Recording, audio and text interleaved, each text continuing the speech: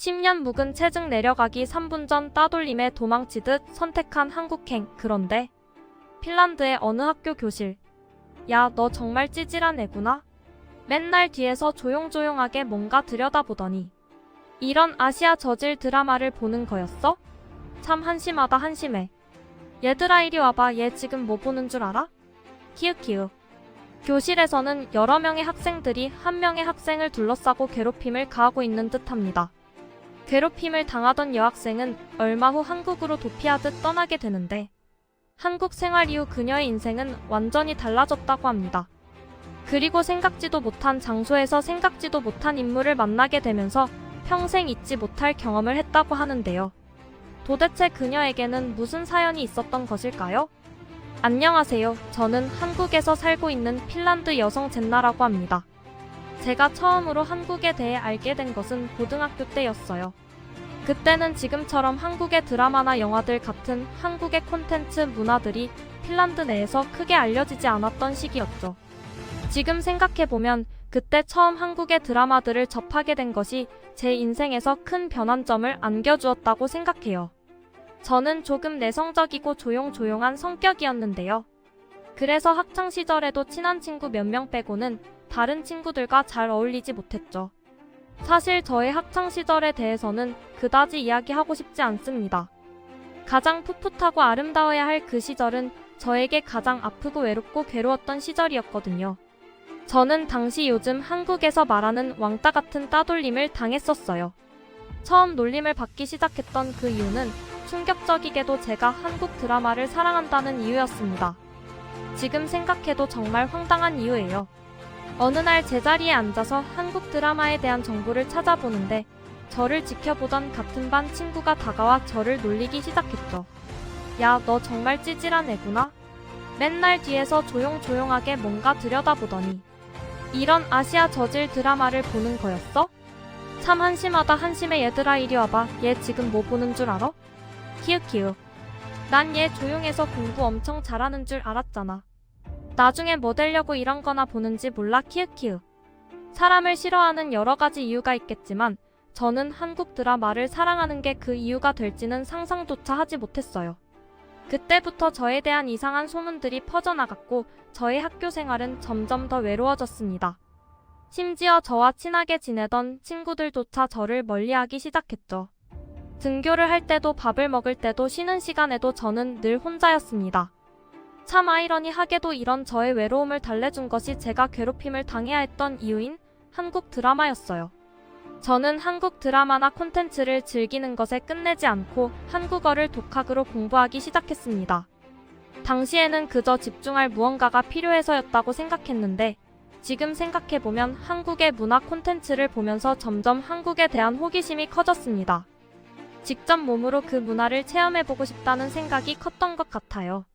한국어를 독학으로 공부해보니 생각보다 제가 한국어에 소질이 있다는 걸 깨달았습니다. 그때부터는 한국어 공부가 더욱 즐거워졌어요. 점점 더 한국에 대해 직접 경험하고 싶은 열망이 강해졌고 결국 한국에 직접 가서 살아봐야겠다는 생각에 이르렀습니다. 저는 부모님께 한국으로 교환학생을 1년만 보내달라고 부탁드렸습니다.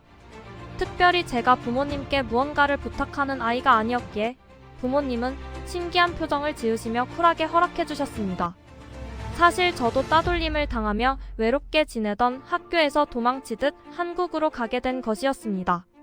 그래서 한국에 가서 무언가를 크게 이룬다거나 꼭 해보고 싶은 것이 있던 건 아니었어요. 그냥 지금의 현실을 도피하고 싶다. 그리고 유일한 내 낙이 되어버린 한국 문화를 직접 경험해보고 싶다. 이 정도의 느낌만 있었죠.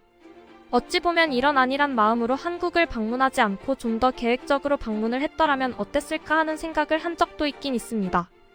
그랬다면 아무래도 제 인생에 조금 더 도움이 되었을 테니까요. 그렇게 한국 생활을 시작한 저는 처음에는 설레이고 좋은 감정보다는 두려운 마음이 컸고 걱정되는 부분들이 더 많았습니다. 사람은 변하지 않는다고 핀란드에서 따돌림 받던 내가 한국이라고 뭐 다를 게 있을까? 하는 걱정들 말이에요. 그런 마음들을 먹고 있던 저는 한국의 학교에 처음 등교하면서 문화 충격을 받게 되었습니다. 핀란드에서는 제 주변에 친구나 가족이 있더라도 보통 혼자서 음식을 먹습니다. 그게 일반적인 유럽 쪽 국가의 행동 패턴이죠. 그 시간은 온전히 저의 개인적인 시간이었고 옆에 누가 있더라도 그 공간에서 내가 하는 행동은 오롯이 저만을 위한 행동이 되는 셈이에요. 그런데 한국에서는 작은 과자 한 봉지를 먹더라도 주변에 친구나 아는 사람이 있으면 꼭 나눠 먹으려고 했어요. 그냥 반사적으로 무언가를 권하고 배려하는 그런 모습들이요. 저는 처음에 이 친구가 나를 시험하려고 그러나? 나에게 왜 이런 것들을 나눠주는 거지? 이상한 생각들을 많이 하면서 오해를 하기도 했어요. 하지만 알고 보니 이것은 한국만의 특별한 문화였고 저는 솔직히 이런 문화에 큰 감동을 받았습니다. 그동안 너무 외로운 생활을 했었던 탓이겠죠? 저에게는 이런 사소한 관심과 배려가 저의 온 몸을 녹여주는 듯한 따스함으로 다가왔어요. 친구들도 외국인인 저를 배척하지 않고 따뜻하게 배려해 주었고 서로 격없이 지내는데 큰 어려움이 없었습니다. 무엇보다 눈치를 보지 않고 한국 드라마나 영화를 볼 수 있어서 좋았고 그것에 대해 이야기하는 것이 당연하다는 게 너무 좋았습니다.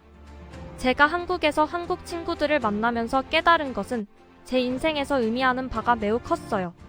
제 고향에서 제가 따돌림을 당하고 괴롭힘을 당했던 것은 저 스스로에게도 분명 문제가 있고 잘못이 있다고 생각을 했었어요.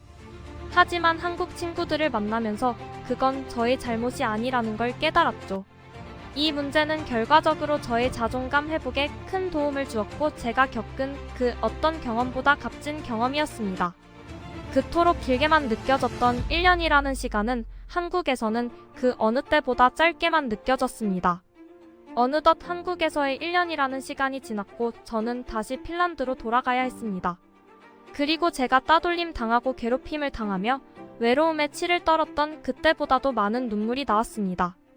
이건 아마 그때의 괴로움보다도 지금 한국을 떠나야만 하는 상실감이 더 크게 다가와서였겠죠. 원래 사람들은 새로운 것을 얻는 것보다 가지고 있던 것을 잃는 것에 더 큰 슬픔을 느낀다고 하잖아요. 제가 딱 그런 느낌이었던 것 같아요. 핀란드에 돌아온 저는 한동안 한국에서의 추억에서 빠져나오지 못했습니다. 심지어 가족들과 있는 와중에도 한국에서의 생활을 그리워했을 정도였으니까요.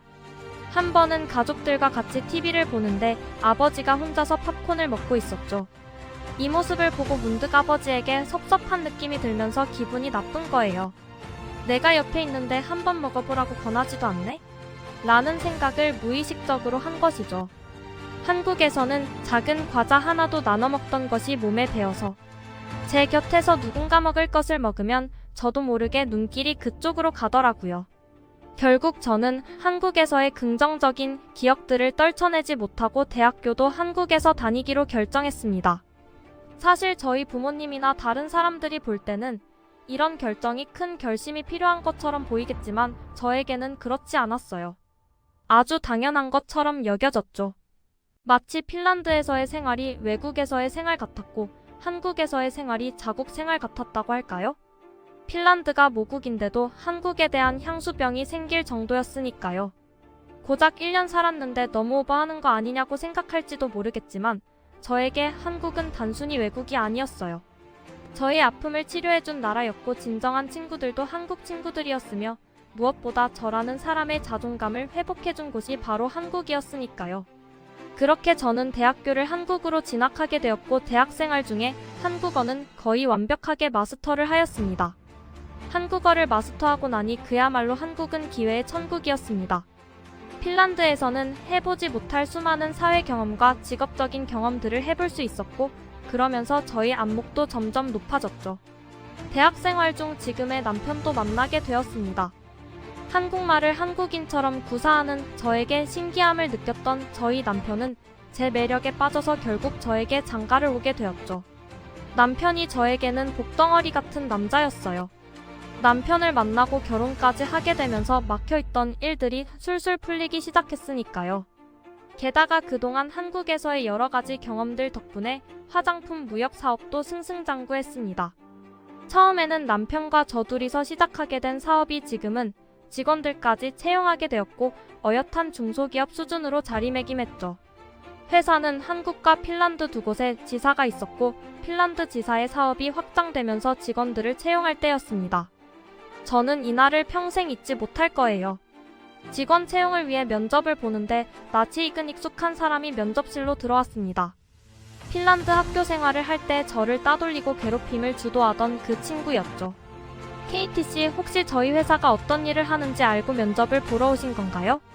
저희 회사는 한국의 화장품을 핀란드와 다른 유럽 국가 쪽에 무역을 하는 게 주요 업무입니다. 그런데 제가 알기로 KT씨는 한국에 대해 그리 좋지 않은 감정을 가지고 있는 걸로 아는데요. 아닌가요? KT, 나 누군지 모르겠어? 젠나야.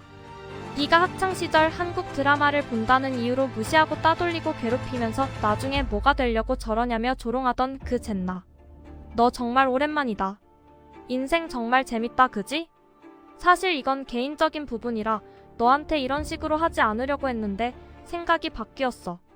네가 그토록 무시하던 한국 덕분에 내가 이 자리까지 올 수 있었으니까 말이야. 너도 이해하겠지만 너는 우리 회사에서 일을 하지 못할 거야. 그만 돌아가줘. 제대로 된 질문 하나 받지 못한 채 그 친구는 면접실을 나가야 했습니다. 너무 치사하게 굳게 아니냐고 저를 욕하시는 분들도 있을지 모르겠지만 제 언행의 한 점의 후회도 없습니다.